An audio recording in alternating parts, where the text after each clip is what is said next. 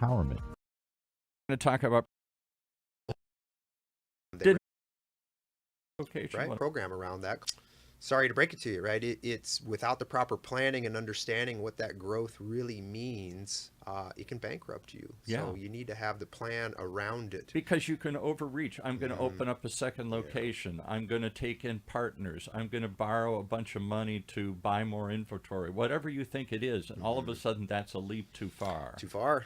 Right. And next thing you know, you've worked, 3 times as hard and you're losing money, where before you were profitable, one-man show, doing your thing. So it is having the proper planning in place. And it starts with your financials. It starts with, you have the history of your business. So we need to take a look at, the cyclical nature of your business, where the money's coming from, the revenue, analyze your expenses. So we have a clear picture of your business. And then from there, we can build that out. And today, really, I want to challenge folks to do that. Write a few things down for 2024. It seems, right, we all talk New Year's resolutions personally, but we need to do that for our business as well. And so what, give me a specific thing. Is it an aspiration? I want to grow, I want to go, I'm going to hit some targets, or is it, I want to be more efficient? I don't know. Yeah, well, I don't know what my financial goals are other than I want to make more money. Make more money. Right. All right, but at what cost? Do you willing to work twice as hard, for a little more money? So we need to quantify some of that.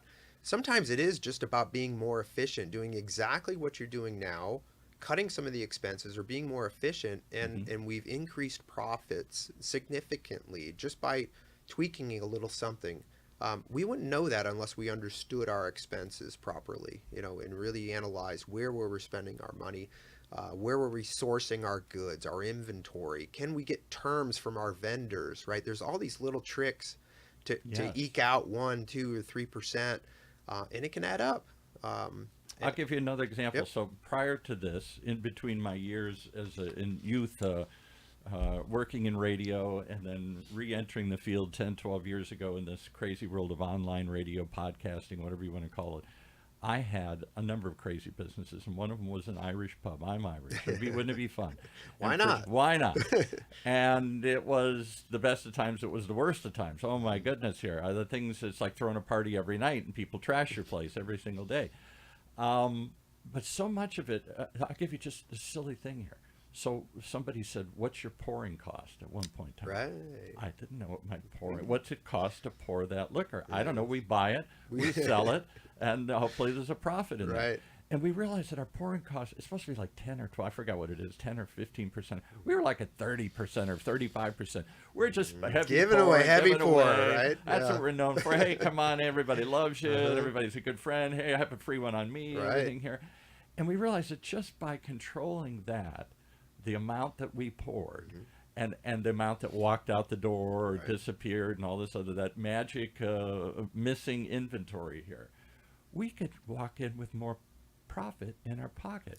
The name of the show is Profit Talks. It's not about money. I know so many. Now, our revenue kept growing, but as our revenue grew, we were almost losing more and more money. I know it. Right. I mean, we see that. What's the logic of that? I sold more, but because I was in a losing proposition to begin with, every time I sold more, I'm actually losing more. Yes. And that gets into the debt question then. One of the first questions I ask folks that come in to talk to me about access to capital, it's like, why? Like, why debt? Yeah. And I come from small business, so I get it. I understand what it's like to have folks depend on you for your paycheck. I'm not just a banker trying to earn his wings back, I suppose, giving back to the community. I really am a small business owner. I get Evil bankers. Yeah, right. Evil bankers. But it affects you, your business, your family. Guess what? Your family's involved when your business takes on business debt. Yeah. Okay, so we got to have that discussion. Because your house might be on the line now. Yeah. PG, a personal guarantee might be signed, most likely. Most likely it's you. Even with the corporation, and it's a misconception people have that, oh, no, I formed a corporation. It's separate. It's a separate thing. This newborn entity is now suddenly credit worthy, and banks are going to loan it money, and it doesn't reflect. If it doesn't work, I just shut the corporation down. Sorry, banks. Sorry, investors. I walk away. away. And I start another one. And I tell everybody, here's my projections. Here's Mm-hmm. why this is good. You can't lose. You're going to invest with me, or you're going to loan me money, or whatever. Here, but Nope. it doesn't work that way. No, unfortunately, it's you folks. To ever really get to that point, even most never see that to where the entity is bankable enough on its own. Maybe a credit line, but for the most part, it's you. That's what we had this bar for 10 years, and it was a successful bar, and we kept thinking, well, at some point this bar can sign the next lease. We're going to open a second one. We don't have to put up a personal guarantee again. Now I got on 2 places, the original place and a new place. The entity itself has a cash flow. It's credit worthy. We never got to that. No. I think we did get a credit line, but Maybe credit line, yeah, Yeah. probably. But otherwise, it's you. And the first thing they look at is your personal credit report. So that is another don't talking look over point. here. Look over there. That's the business. No. Yeah. Sorry. No, we're going to pull your personal credit report. And that's, for a lot of folks, a lot of consultants, like bring me in to have that kind of conversation. Yeah. I'm the one who gets to have that discussion about the personal credit, the personal finances. And it scares people. I get it. A lot of folks are embarrassed by it, maybe, where they're not where they thought they should be. And it's frustrating because that DirecTV bill I didn't pay when I got in a pissing match that with one. them. And I said, screw you. I'm not going to pay that last $50. You billed me incorrectly. You didn't credit me. I'm not paying you. Goodbye. Good luck. Ha. All of a sudden, that comes up again, that discussion guess from what? 3 years ago. Can't loan to you, right, until we get that derogatory figured You out. won't give me a $100,000 business loan because I didn't pay $50 to DirecTV Could be 3 yeah. years ago? Could Yeah. be something we have to clean up. So, there's a place you can go, annualcreditreport.com. Whether we can post that somewhere, Yeah. annualcreditreport.com. You can still go there. So during COVID, you could actually do it daily because they wanted you to check your credit and See, make I sure didn't where know you're that. I at. thought you could only do it once a year, and then otherwise it starts dinging Right. your credit report or Right. whatever. Nope. So right now, I think it's still weekly until the end of the year. So you have some time. So I would really challenge everybody that's step one. Annualcreditreport.com. Get a copy of your report. Understand what it says. It's not going to give you a score because honestly, we've gotten a little smarter in banking. Where we're not just credit score driven. I know everybody. That's usually first thing they're asking. What are the interest rates, and then what score? And I always middle read score, about right? these guys. I'm gonna crank your score up 50 points. Yeah. Yeah, maybe for 5 days or something. Right. Here. No. It's more about the history. It's more about where you are personally, how you're utilizing your own personal credit, and then are there some of those derogatories on there that you recognize? Sometimes you don't recognize them. Yeah. That we got to get cleaned up first. So that could take a month, 2 months, 3 months, But maybe. Craig, I need the money so now. I need the magic bag. I know it. Yeah. Where's the cash? So that's why we start today. It's an old saying, right? In access to capital space, it's you access capital when you don't need it. Isn't that the truth? It is. When you don't need it, they give me all the money in the world. When Mm-hmm. my credit's good and my debt is low, everybody's enticing me. Don't you want to borrow? Don't you want to borrow? Maybe, and like to your point, maybe you start looking at that plan and saying, okay, I guess the timing is right to implement that growth plan. And what does that look like? So What about other things other than finance? What about taking on debt? What if you want to take on partners? People want to throw money at me. Everybody wants to invest in this business here. And I say, sure, I'll take your money. And then all of a sudden I've got this nightmare. I've got these people that somehow expect something back. How right? dare they? How? When I make it, you'll get it. But just sit quietly and, Right. ride along. Sometimes equity works, right? And we have some equity advisors here at the SBDC. If you're looking equity for your business, different process, different thought process, but to me, it still comes back down to the plan, and the financials and the projections and what does it look like, and then ultimately you can make some sort of offer on an equity side, versus debt. You have pros and cons to both. Equity, you're going to give something up, where debt. Sometimes, though, it's just you still, right? Sometimes you bring on equity partners because you need some other leadership there, where there's some strengths that they have that you don't. So I'm not opposed to equity or debt, and we actually look at both, maybe for your company to see ultimately what's the best route, but especially debt. I really want folks to make sure that they understand what debt means to the business and their family before they take on more debt. You see, many times there's some fundamental issues with the business that we need to clean up first. A like little what? more. Like, give me an example. What would you seen Well, examples of that? We're all nodding and we're going, but I what know does that it. really mean? Well, Yeah. you just took out the fast cash option from QuickBooks, that you have that on the books. You just got another fast cash option from your PayPal account too, right? And so until we understand why you're continually taking out these fast cash options to run your business, Right. You're just going to bury yourself in more and more debt. You get in this cycle, and we see that here. We see this cycle of debt that happens, and unfortunately, it usually means they're getting more and more expensive debt to try and help offset the previous debt because they start getting behind. So, for example, Yep. I read about, I haven't experienced this, thank goodness, but I read about people that are always having to come up with a short-term loan to pay the employees. Worst time to do it. Short-term loans have a time and place. I used to have a dance studio with my wife, and that's a whole nother challenge. We could talk. Studio. Yeah, we could talk long about for folks who are in business with their spouse.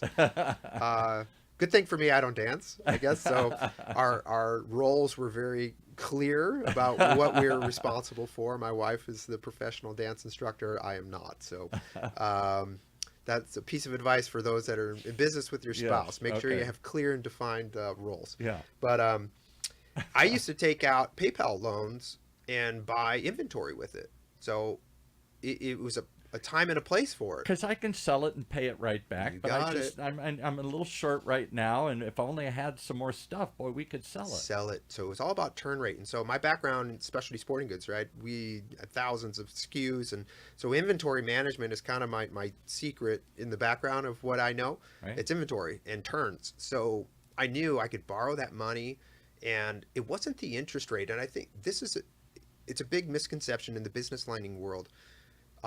It's not about interest rate, folks. It's about how quickly I have to pay it back.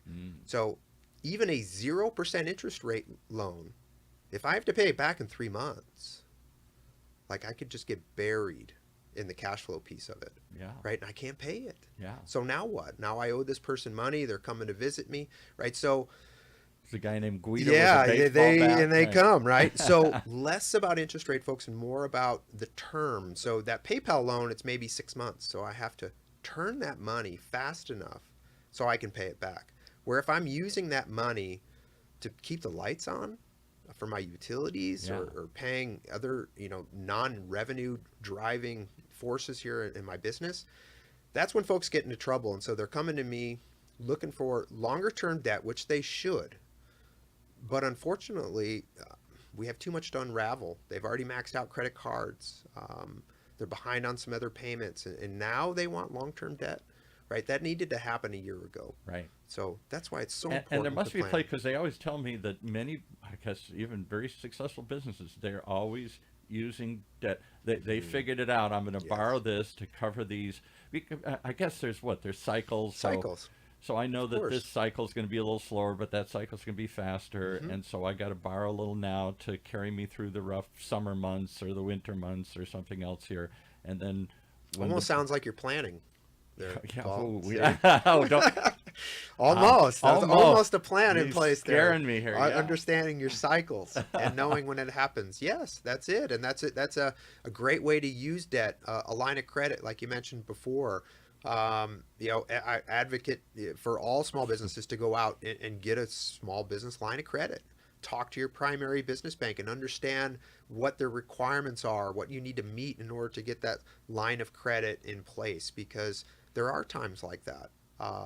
And that's what COVID killed everybody, because people like that were living off of debt financing. And 2 weeks of cash, right? I mean, that was the other problem. Small business owners just don't have enough cash. Exactly. So they get themselves in some trouble. Because when I make it, I spend it. And when I don't make it, I go borrow it. No, I write myself an owner-drawn distribution check. That's what happens, right? Yeah. Oh, goodness. Yes. Well, I think, again, you would think it would be the first thing on every small business's mind, business person's mind. But my experience is very few people understand this or use it properly. They think they do. They do enough just to get by. And maybe they get a business that goes on and on and on for years. I had a business, for 10 years, I had this bar. And I was in a peer group for a while. And I dropped out because I felt so stupid, because everybody's saying, well, do you analyze your profit and loss statement every month, every week? And I said, I only look at it once a year. Right. And they said, well, they were horrified. I said, I don't know what to do. I've had this business for 10 years. We don't, money comes in and money goes out. And at the end of the month, we say, we got any money left? Yeah, what's left? Yeah. Well, we need to fix that. If it means, I work one-on-one with everybody, then that's what it's going to take. We'll keep trying to help folks better understand their business by the numbers, so that they understand what they're looking at with their accountant. Because numbers can tell a story. Oh, goodness, yes. But my late great father was an executive of Chrysler Corporation. He helped set up, he was a regional manager. He helped set up dealers. He was apparently very good at it. And he could go into a dealership and tell pretty much what they're doing and where the problems were, the front end, the back end, or whatever. And he would always talk about reading financials and reading between the lines. What is it telling? I said, I don't know. It's just telling you numbers. Maybe it went up this month. Maybe it went down last month. What does it mean? I don't know. It didn't. Oh, no. I don't know what the story. I don't speak numbers. I don't know what it was trying to tell me here. It is, and it does. It has that feeling. Whenever I get a hold of somebody's financials, it's like they're speaking to me.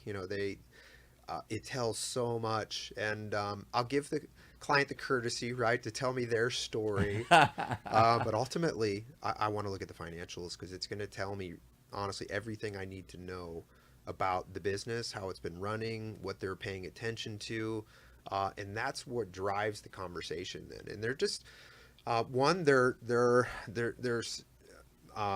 so excited to have that conversation. They're appreciative because somebody's taken some time to help them better understand for free. What we do, no cost to them. And so, but that's where it's got to start. So can any small business just call you guys up and say, hey, I want to have a little conversation here. I want to have somebody look at this, and because I'm thinking of doing this, and I want another opinion. I want another set of eyes on this. Yeah, I'd love to. Now, I'm not going to do your books for you, right? That's not what we're here to do. We're here to truly walk with you, to better understand your business in so many different ways. And we have, over 100 consultants here in our network, Orange County, Riverside, San Bernardino counties, and consultants with all different specialties, so we can bring in and come into any of the offices. There's 5 or 6 offices, I forget how many in this region here. Go look it up. OCIE SBDC for small Orange County Inland Empire region for the Small Business Development Corporation, and just ask anybody, I want to talk to Craig. Craig's the mysterious guy that we all know how to get a hold of. I think we send a bat signal up in there, don't we? Just about. Sometimes it feels that way. Phone rings late at night. Craig. We got somebody to look at. Yeah, we need some help.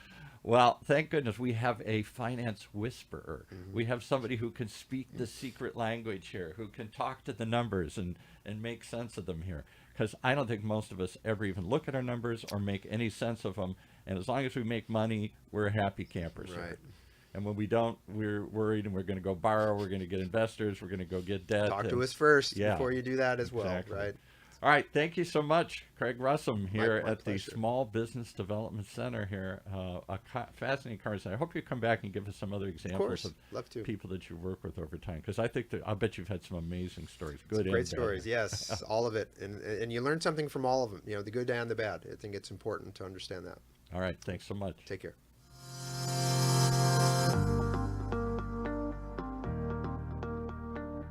As we conclude another episode of the Profit Talks podcast, we hope we've empowered your entrepreneurial spirit. Reach out to us to connect with our experts, and let's take your business to the next level. Keep those dreams alive, keep pushing forward, and stay tuned for more. And if you liked what you heard in today's podcast and you want your business to reach new heights, just contact us at profittalkspodcast.org or call us at 1-800-616-7232. That's 1-800-616-7232.